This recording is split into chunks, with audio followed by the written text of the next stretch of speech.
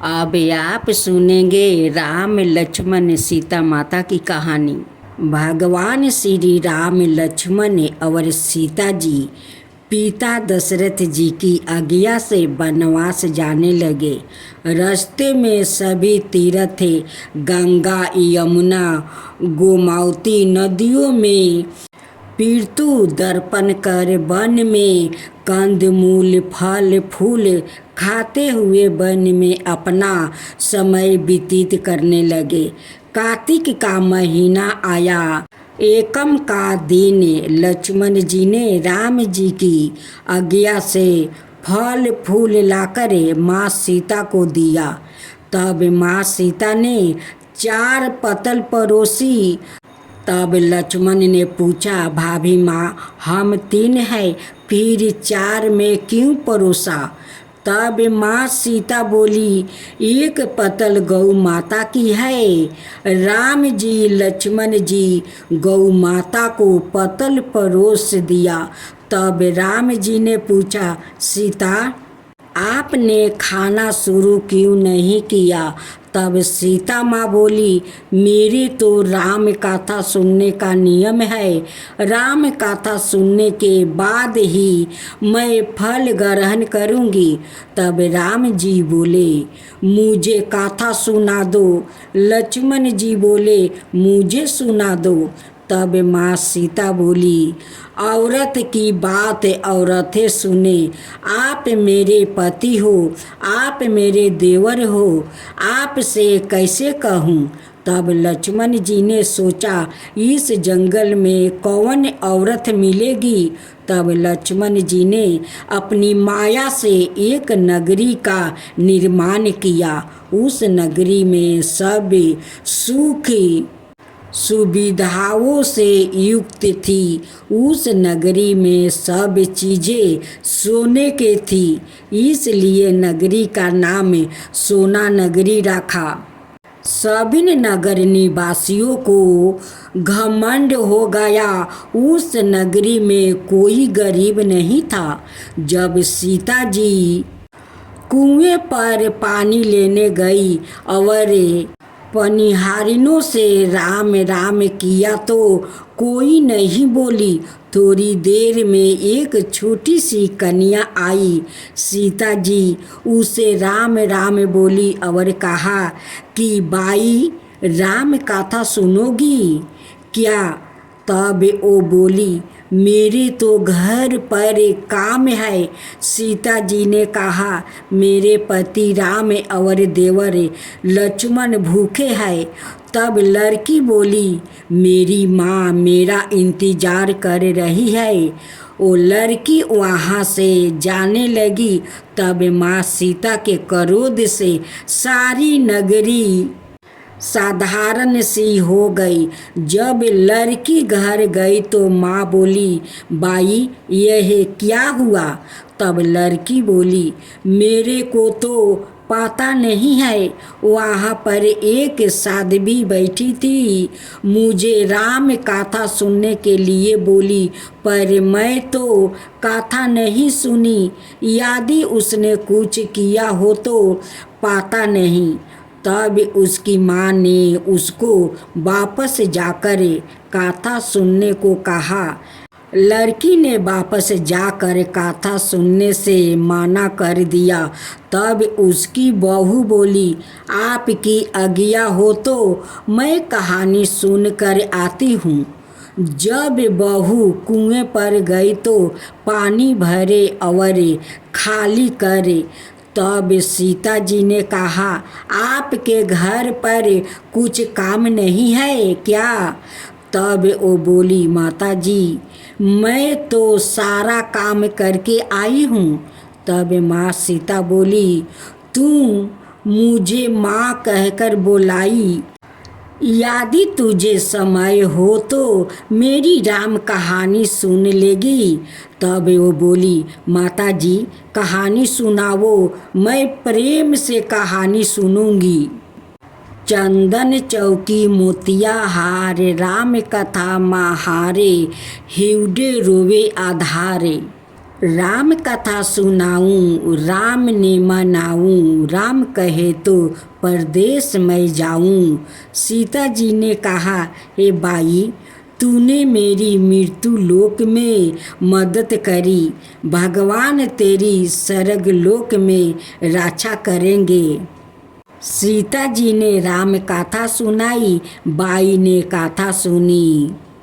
आबो राम बैठो राम, जल भर झरिया लाई राम, केलारी दतवन लाई राम, ठंडा जल भर लाई राम, संपाढ़ो पाधारो राम, जलकाए टोपी लाई राम, कहाँ की लंगी लाई राम, सौरन सिंहासन लाई राम, तापर आप बिराजो राम, झालर टिकरा लाई राम, शंख धवानी गराऊ राम, हिउडो हीरा शोभे राम, निरखता मन मोहे राम, चरण शरण में आई राम, शरण अपारी ले लो राम, माखन मिश्री लाई राम, माखन मिश्री अरोगो राम, दूध भर कटोरी लाई राम, सेवा चिरंजी परोसु राम, खाती मीठी चखो राम, चरखो परोखो अरोगो राम, रुच रुच भोग लगाओ राम, जो पाओ सो ले आओ राम, जल भर झरिया लाई राम, आबो अच मन कराओ राम, सवाछ गमछा लाई राम, हाथ मुख पोछलो राम, पुष्पा सुतेज बिछाऊं राम, हिंगुलू डोलाया डोलाऊ राम, सीता जी चरण दबावे राम, सुख भर तेज पोढ़ो राम, हजारों पंख ढोलू राम, थामे राम महा में राम, रोम रोम में राम ही राम, घट घट माया बिराजो राम, मुख में तुलसी बोलो राम, खाली मिजाज कई काम, जब बोलो जब राम ही राम, बोलो पंछी राम राम, पुण्य हवे मंगल काम।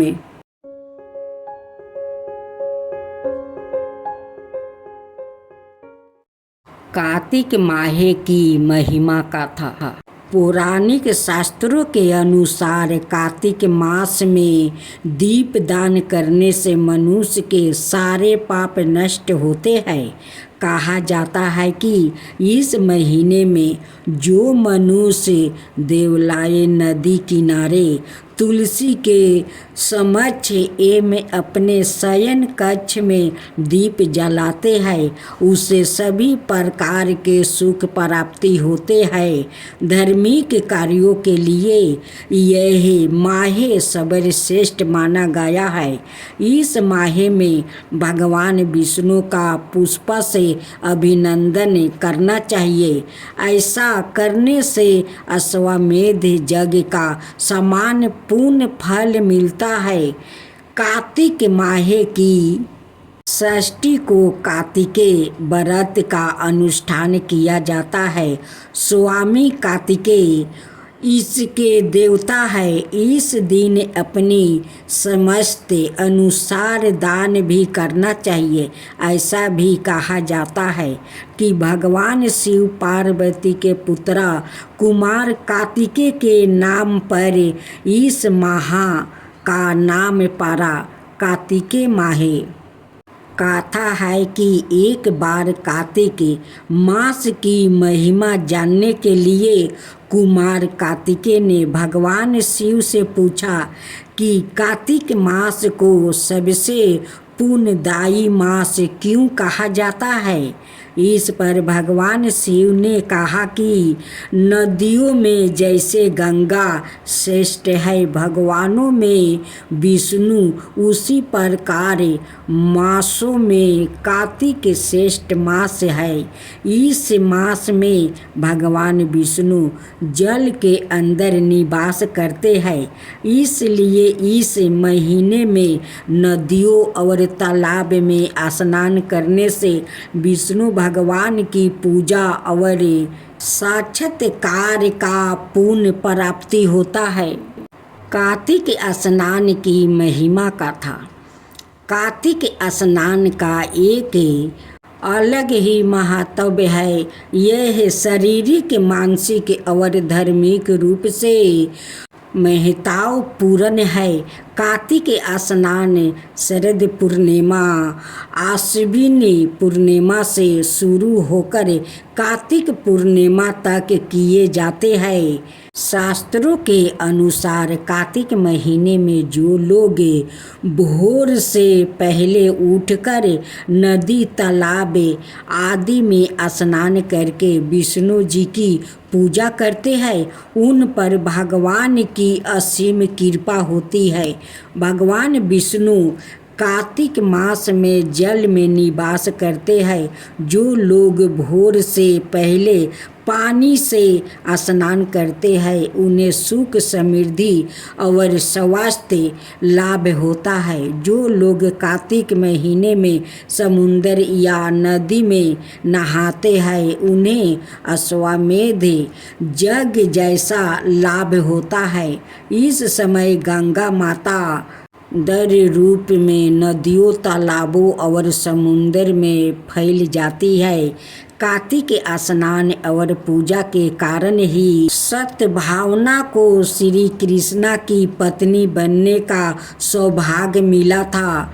पुराणों के अनुसार कार्तिक महीने में स्नान, दान और व्रत आदि करने से पाप नष्ट होते हैं। इस मास में पूजा और व्रत से तीर्थ यात्रा के समान शुभ फल प्राप्ति होता है। जिस प्रकार का फल प्रयोग में कुंभ स्नान से मिलता है, उसी प्रकार का फल कार्तिक महीने में किसी पवित्र नदी के तट पर स्नान से मिल सकता है। कार्तिक महीने में स्नान का वैज्ञानिक कारण भी है। वर्ष ऋतु में बहुत से सूक्ष्म जीव पनप जाते हैं। बारिश के मौसम के बाद कार्तिक में आसमान साफ हो जाता है और सूरज की किरणों सीधे धरती पर कर हानिकारक जीवों को नष्ट कर देती है। इससे वातावरण शुद्ध हो जाता है, जो शरीर के अनुकूल और लाभदायक होता है। सुबह हवा शुद्ध होती है, जिसमें ऑक्सीजन प्रचुर मात्रा में होती है। इससे शरीर में प्रतिरोधक क्षमता बढ़ती है और कई सामान्य बीमारियों दूर रहती है। कार्तिक स्नान और व्रत करने वाले को सुबह जल्दी उठकर नित्य कर्मों से निपट कर नदी, तालाब आदि के साफ पानी में प्रवेश करना चाहिए। आधा शरीर पानी में डूबा रहे। पानी में इस प्रकार खड़े होकर स्नान करना चाहिए। गृहस्थ व्यक्ति को काले तिल और आंवले के चूर्ण को शरीर पर मल कर स्नान करना चाहिए। वर्तमान में आदि नदी, तालाब आदि में स्नान संभव ना हो तो घर में सुबह भोर होने से पहले जब तारे देख रहे हो तब स्नान कर लेना चाहिए। इसके बाद मंदिर जाकर भगवान विष्णु की पूजा करनी चाहिए, भजन कीर्तन करना चाहिए और कार्तिक महात्म्य और कथा सुननी चाहिए। मंदिर नहीं जा पाए तो घर में पूजा की जा सकती है। अब आप सुनेंगे कार्तिक माह में तुलसी की महिमा कथा। सुबह स्नान करने के पश्चात राधा कृष्णा का तुलसी, पीपल, आंवले आदि से पूजन करना चाहिए। सभी देवताओं की परिक्रमा करने का महात्म्य माना गया है। संध्या काल में भगवान विष्णु की पूजा और तुलसी की पूजा करें। कार्तिक मास में राधा कृष्णा, विष्णु भगवान और तुलसी पूजा का अत्यंत महात्म्य है।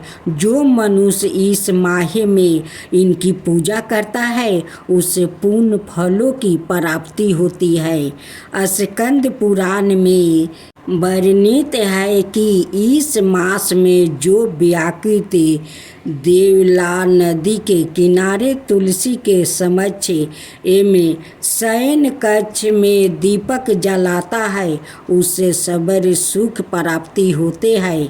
इस मास में भगवान विष्णु एवं लक्ष्मी के निकट दीपक जलाने से अमिट फल प्राप्ति होते हैं।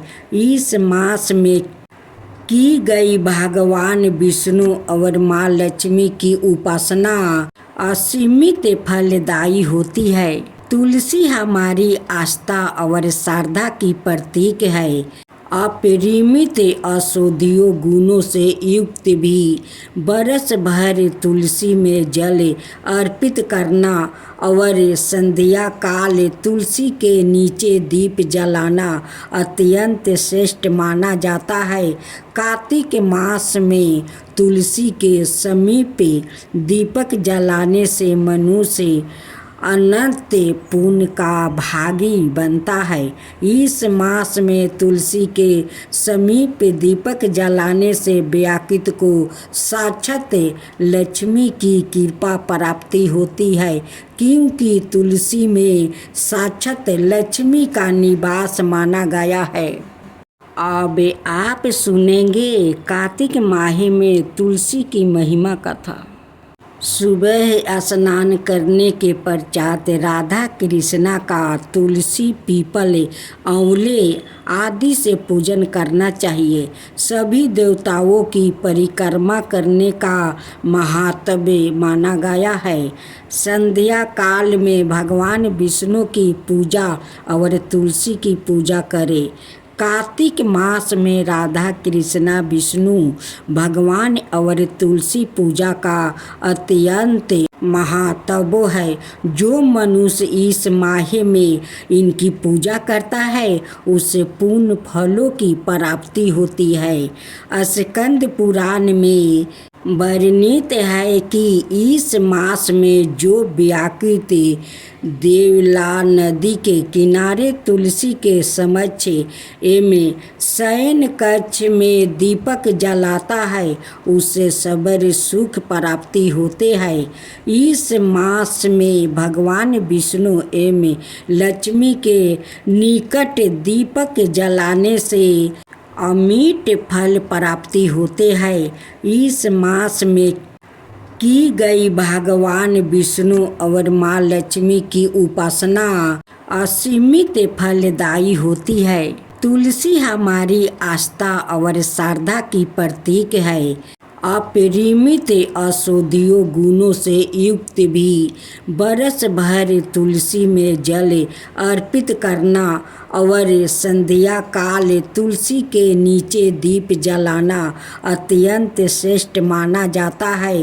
कार्तिक मास में तुलसी के समीप दीपक जलाने से मनुष्य अनंत पुण्य का भागी बनता है। इस मास में तुलसी के समीप दीपक जलाने से व्याकृत को साक्षात लक्ष्मी की कृपा प्राप्ति होती है, क्योंकि तुलसी में साक्षात लक्ष्मी का निवास माना गया है।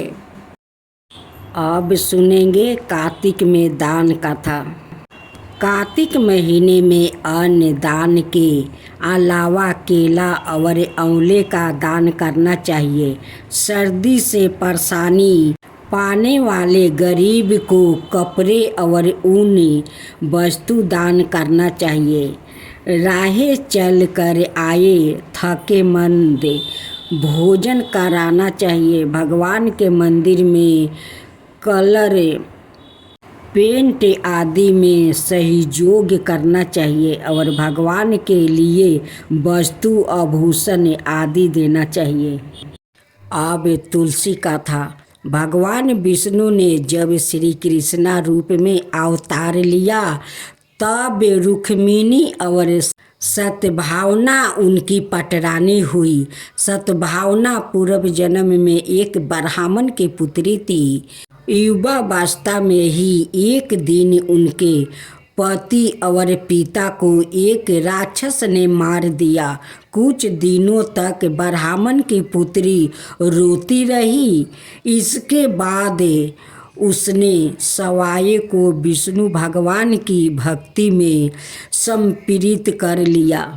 वो सभी एकादशी का व्रत रखती और कार्तिक मास में नियम पूर्वक सूर्य उदय से पूर्व स्नान करके भगवान विष्णु और तुलसी की पूजा करती थी। बुढ़ापा आने पर एक दिन जब ब्राह्मण की पुत्री कार्तिक स्नान के लिए गंगा में डुबकी लगाई तब बुखार से कांपने लगी और गंगा तट पर उसकी मृत्यु हो गई। उसी समय विष्णु लोक से एक विमान आया और ब्राह्मण की पुत्री का दिव्य शरीर विमान में बैठाकर विष्णु लोक पहुंचाया गया। जब भगवान विष्णु ने कृष्ण अवतार लिया तब ब्राह्मण की पुत्री ने सतभावना के रूप में जन्म लिया। कार्तिक मास में दीपदान करने के कारण सतभावना को सुख और संपत्ति प्राप्ति हुई। नियमित तुलसी में जल अर्पित करने के कारण सुंदर वाटिका का सुख मिला। शास्त्रों के अनुसार कार्तिक मास में किए गए दान पुण्य का फल व्याकृतों को अगले जन्म में अवश्य प्राप्ति होता है। गुणवती नाम की स्त्री ने कार्तिक मास में मंदिर के द्वार पर तुलसी की एक सुंदर सी वाटिका लगाई। उस पुण्य के कारण वो अगले जन्म में सतभावना बनी और सदाए कार्तिक मास का व्रत करने के कारण वो भगवान श्री कृष्णा की पत्नी बनी। यह है कार्तिक मास में तुलसी आराधना का फल। इस मास में तुलसी विवाह की भी परंपरा है जो कार्तिक मास की पूर्णिमा तिथि को किया जाता है। इसमें तुलसी के पौधे को सजाया संवारा जाता है। एवं भगवान शालिग्राम का पूजन किया जाता है। तुलसी का विवाहित विवाह किया जाता है। जो व्याकृत यह चाहता है कि उसके घर में सदाए शुभ कर्म हो, सदाए सुख शांति का निवास रहे, उसे तुलसी की आराधना अवश्य करनी चाहिए। कहते हैं कि जिस घर में शुभ कर्म होता है वहाँ तुलसी हरी भरी रहती है। एवं जहाँ अशुभ कर्म होते हैं वहाँ तुलसी कभी भी हरी भरी नहीं रहती है। तुलसी हमारी आस्था एवं श्रद्धा की प्रतीक है। एवं परिमित औषधियों गुणों से युक्त भी बरस भर तुलसी में जल अर्पित करना एवं संध्या काल तुलसी के नीचे दीप जलाना अत्यंत श्रेष्ठ माना जाता है। कार्तिक मास में तुलसी के समीप दीपक जलाने से मनुष्य अनंत पुण्य का भागी बनता है। इस मास में तुलसी के समीप दीपक जलाने से व्याकृत को साक्षात लक्ष्मी की कृपा प्राप्ति होती है, क्योंकि तुलसी में साक्षात लक्ष्मी का निवास माना गया है। अब लपसी तपसी की कहानी। एक लपसी था, एक तपसी था। तपस्वी तो भगवान की तपस्या करता था और लपसी सावा शेर की लपसी बनाकर उसका भोग लगाकर जीम लेता। एक दिन दोनों लड़ने लगे। लपसी बोला मैं 12 हूँ, तपस्वी बोला मैं 12 हूँ। इतने में नारद मुनि आए और बोले तुम क्यों लड़ रहे हो? तो लपसी ने कहा मैं 12 हूँ और लपसी ने कहा मैं 12 हूँ। तपस्वी बोला मैं सारा दिन भगवान की पूजा करता हूँ। यह सुनकर नारद जी ने कहा मैं तुम्हारा फैसला कल कर दूंगा। दूसरे दिन लपसी तपस्वी नहा कर आए तो नारद जी ने 1.25 करोड़ की औंठी उनके आगे फेंक दिया। लपसी का ध्यान उस औंठी पर नहीं गया। तपस्वी तपस्या करने बैठा तो उसे औंठी दिखाई और उसने अपने घुटने के नीचे दबा लिया और तपस्या करने लगा। लपसी बनाकर उसका भगवान के भोग लगाकर जिमाने बैठ गया। इतने में नारद जी आए। तब दोनों से पूछा कि कौन 12 है? फिर तपस्वी ने कहा मैं 12 हूँ। नारद जी बोले तेरा घुटना उठा तो उसके नीचे 1.25 करोड़ की औंठी निकली। तब नारद जी बोले कि यह औंठी तूने चुराई है, तुझे तेरी तपस्या का फल नहीं मिलेगा। तब तपस्वी बोला हे नारद मुनि मेरी तपस्या का दोष कैसे दूर होगा?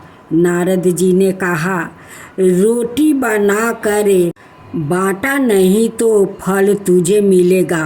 ब्राह्मण जिमा कर दक्षिणा नहीं दिया तो फल तुझे मिलेगा। साड़ी देके ब्लाउज नहीं दिया तो फल तुझे मिलेगा। दिया से दिया जलावे तो फल तुझे मिलेगा। सब व्रतों त्योहारों की कहानी सुनने के बाद तेरी कहानी नहीं सुने तो फल तुझे मिलेगा। तब से लपसी तपस्वी की कहानी सुनी जाती है।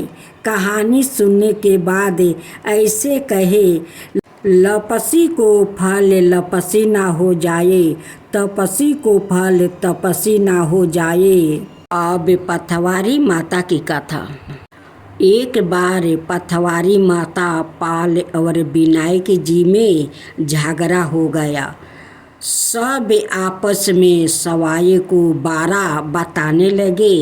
इतने में एक ब्राह्मण का लड़का आया। पाल पथवारी गजानंद जी ने उसे रोका और कहा लड़के रुक जा और हमारा अन्याय करे। लड़का बोला मैं कल वापस आऊँगा तब अन्याय करूँगा। पर आकर लड़के ने माँ से कहा माँ मुझे कल पाल पथवारी माता विनायक जी का अन्याय चुकाना है। तो माँ ने कहा बेटा सबको 12 बता देना। दूसरे दिन लड़का वहाँ गया और बोला पाल माता आप बड़ी हो क्योंकि हर व्याकित आता है और स्नान ध्यान करके शुद्ध होकर जाता है और आप सबकी रक्षा करती है। हे पथवारी माता आप सबसे बड़ी हो क्योंकि कितने भी तीर्थ धर्म ध्यान कर ले पर आपकी पूजा किए बिना उनका कार्य पूरा नहीं होता। आप जीवित को भी तारती है और मरने के बाद भी उद्धार करती है। पथवारी माता पथ की धरनी इसलिए आप बरी हो। अब विनायक जी से लड़का बोला, सबसे पहले शुभ काम में आपको ही माना जाता है। आपको ध्यान बिना कोई काम सीधे नहीं होता है, इसलिए आप बड़े हो। पाल माता, पथवारी माता, विनायक जी भगवान लड़के की चतुराई से प्रसन्न हो गए और बोले, लड़के तुमने तो हम सबको ही बारा कर दिया, उसको सुखी रहने का आशीर्वाद दे दिया और जय के दाने उसके अंगेछ में डाल दिया। लड़का सोचने लगा, ये है तो घाटे का सौदा रहा, सारा दिन खराब करे अन्याय किया और इतने से जौ मिले। उदास मन से घर आकर अंगोछा एक कोने में डाल दिया। माँ ने अंगोछा उठाया तो उसमें से हीरे मोती बिखरे गया। तो माँ बोली, बेटा अन्याय करके क्या लाया है? लड़का बोला, माँ कोने में जो पारा देख लो। माँ वहाँ गई, देखा हीरे मोती का ढेर लगा है, हीरे मोती जगमगा रहा है। माँ अत्यधिक प्रसन्न हो गई। माँ ने बेटे को बुलाया और कहा, बेटा आज तो पाल माता, पथवारी माता, विनायक जी भगवान आज तो हम पर प्रसन्न हुए हैं। माँ बेटे बहुत प्रसन्न हुआ। हे भगवान, जैसा पाल माता, पथवारी माता, विनायक जी भगवान ने लड़के को दिया, वैसा ही सबको देना। कहानी कहने वाले, सुनने वाले, हुंकार भरने वालों को सुख समृद्धि धन धनाए देना।